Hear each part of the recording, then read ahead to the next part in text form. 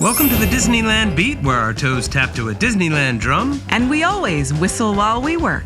We've got the February news for the Disneyland Resort. We've got good news, sad news, and straight up bad news. And we have some fun, and we head into Downtown Disney to check out the new Star Wars shopping experience with Damien. Like, subscribe, and stick around.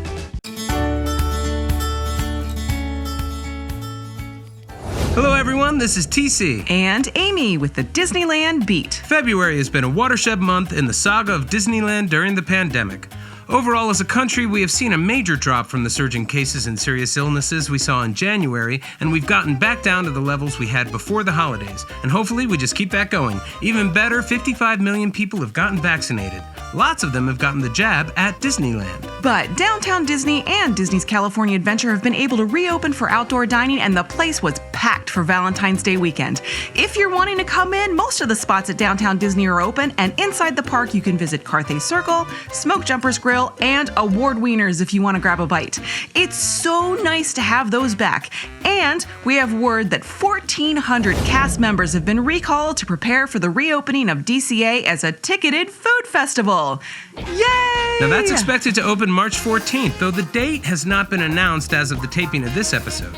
Now, we do have reports through the Workers Union that Disney is planning on opening all the lands of Disney California Adventure as part of this event, with the exception of Avengers Campus, of course. Now, there's going to be food carts and kiosks around the parade route, and the reduced capacity crowd's going to be able to spread out across the entire park. It'll be so nice to be able to see the Cadillac Mountains again. It's not entirely clear what stores or dining will be available throughout the park, but we're sure they'll have everything well spaced out, and we're super excited about this and the new themed space at Downtown Disney. Well, with that, let's head to Downtown Disney and catch up with Damien on the scene. Damien, how is everything looking? The Star Wars Trading Post is looking fantastic. Hi there, Mouseketeers. This is Damien from the Damien Does Disney YouTube channel. And today we're going to go and check out what's inside of this nice new shopping experience to see what they have to offer. Here, this used to be the home of the Rainforest Cafe a few years ago. But the Rainforest Cafe had closed in preparation for a new 5-diamond hotel here at the Disneyland Resort. But the city of Anaheim blocked that, and the Rainforest Cafe remained dormant. The building remained dormant for quite some time. Until, of course, recently, when they renovated this place for the new Star Wars Trading Post. With that being said, folks, let's go inside and check out this magnificent building.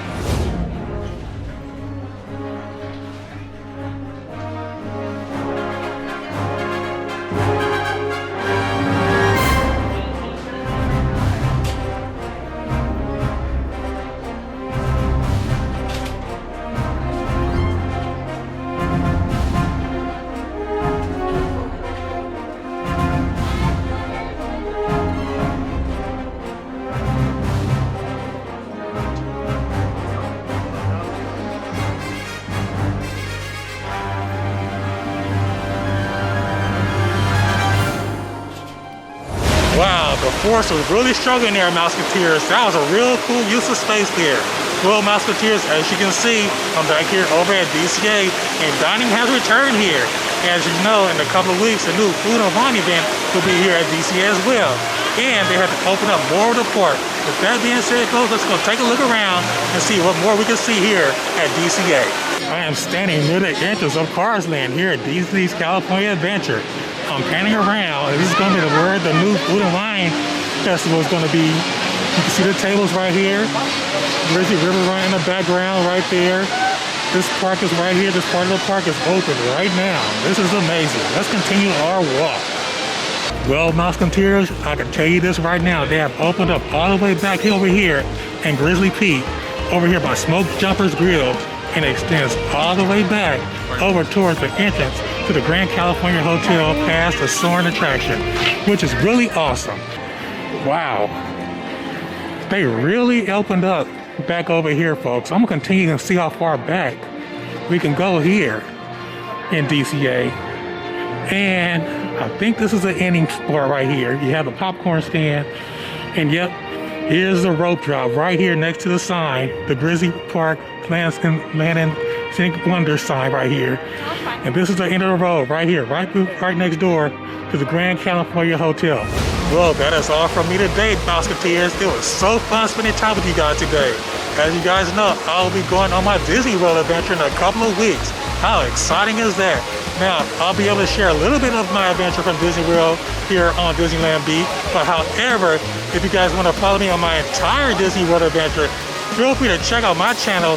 Damien Does Disney, but has some more fun-filled Disneyland adventures, as well as those amazing Disney World videos that I will have in store. And also, check me out on my live stream during midweek on Wednesday nights at 6:30. With that being said, folks, see you later, Mouseketeers, and now back to you guys, Disneyland Beats. Thank you so much, Damien. Have an amazing trip to Walt Disney World. Now remember that the Taste of Disney Festival, it's going to be a ticketed, reserved event. And it might actually be the first time we see the Park Pass system that's currently in use at Walt Disney World used here. Now these are probably the last few weeks anyone's going to be able to walk into DCA for free as an extension of Downtown Disney. Tickets are not on sale at this time that we put this out, but we're expecting new information anytime.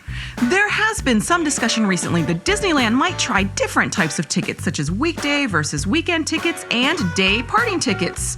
What are day parting tickets, you might ask?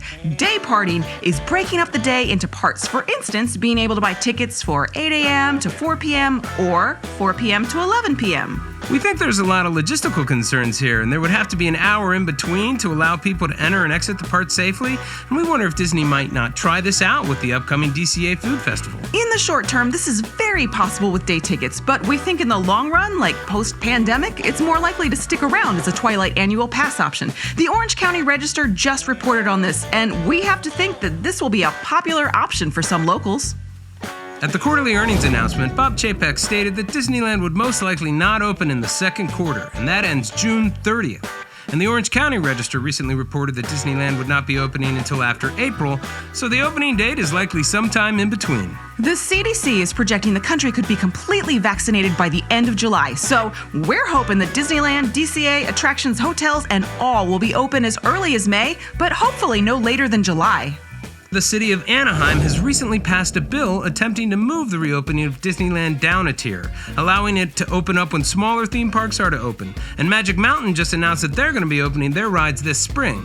And again, that could be any date before June 21st, but we're just going to have to wait and see what happens. It also seems worth mentioning that unless something has just changed, the hotels are still not taking reservations, as far as I can tell. There's no news of their opening, but updates are expected soon. Disney put up a fence around the Disneyland hotel area, which might be a method to keep track of capacity, and hopefully it's a signal that the hotels might open soon. We would think that they would open the hotels at least before the attractions. Disney is probably waiting until these attractions can open, to include Avengers Campus, and we think that's good. We want there to be some fanfare when that opens. We can wait a bit, but I don't want to wait until 2022 though. Recent surveys show that the vast majority of people who would have to travel to get to a Disney park, those folks who don't live within an easy day trip of one, are planning on waiting until 2022 to make that Disney trip. At the recent earnings meeting, Chapek said he thought 2022 would be the start of not having to wear a mask in the parks and for operations to get back to the old normal. And it's not just Disney, it's everywhere, including flying in general, that people are justifiably wary of doing. Now, we think this is going to affect Walt Disney World more so than Disneyland. Disneyland has plenty of people within driving distance who are going to fill the park to its limited capacity, evidenced by the cancellation of the annual pass program. That's right, we're all legacy pass holders now. It sounds like we all just got a lot older. If you're wondering if being a Disneyland pass holder is a small group, Bob Chapek recently admitted that, quote, 1 of every 2 visitors at the park were pass holders. Isn't that incredible? Half of Disneyland patrons are pass holders. That really makes Disneyland unique. No other Disney park operates that way. We really were and are one big Disneyland family, which is what makes this park so special. We all love it so much, and we can really feel that from each other. Well, it was certainly so popular that the only reason they were able to end it was because of a pandemic and extended closure. Otherwise, I think it would have continued on for some time.